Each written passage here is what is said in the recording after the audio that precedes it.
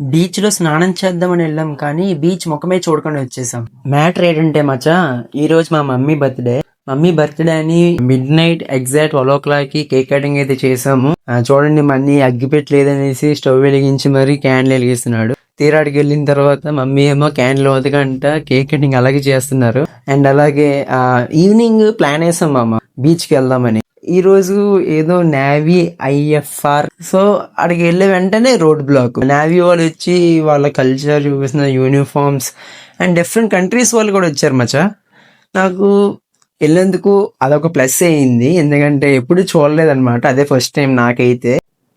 నాకు వీళ్ళందరిలోని ఒక country walking style అయితే నాకు చాలా బాగా నచ్చింది, చాలా యూనిక్ గా ఉంది. మన్ని ఏదేదో వీధుల్లో తిప్పాడు మామ. ఆ వీధుల్లో తిప్పికి వెళ్ళాక అక్కడేమో ఇంకా బైక్స్ ఎలా నడుచుకుని వెళ్ళా అన్నారు. సో నడుచుకుని వెళ్ళా. మేము ముందుకు వెళ్తుంటే వాళ్ళు వెనక్కి వస్తారు. ఎందుకు వస్తున్నారు భయ్యా అని అడిగితే ఈవెంట్ అయిపోయింది భయ్యా అన్నారు. ఇంకేం చేస్తాం మామ. మనీ అయితే ఏదో క్రాఫ్ట్ షాప్ అయితే తీసుకెళ్తా అన్నాడు. సో వెళ్ళాము. అది పేరు వచ్చేసి ఆల్ ఇండియా క్రాఫ్ట్ ఐటమ్స్ అంట. సో మమ్మీ, నేను మా అన్నీ అయితే వెళ్ళాము. అడిగి వెళ్ళాక మమ్మీ క్లిప్స్ చూస్తున్నారు. క్లిప్స్, చౌలీలు ఇవే. సో ఆ క్రాఫ్ట్ షాప్ నుంచి బయటకు వచ్చాక చూస్తే ఒక డ్రోన్ షో అయితే జరుగుతుంది. సో ఆ డ్రోన్ షో చూసి స్టార్ట్ అయిపోయాము.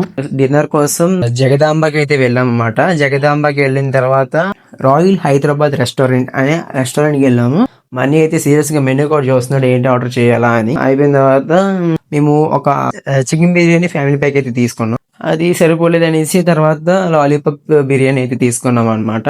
అదంతా అయిపోయిన తర్వాత ఇంకా హ్యాండ్ వాష్ చేసుకొని ఇంకా ఇంటికి అయితే బయలుదేరిపోయాం. ఇంటికి వెళ్లే మధ్యలో గాజుకు లాగి ఒక స్ప్రైట్ అయితే తీసుకున్నా.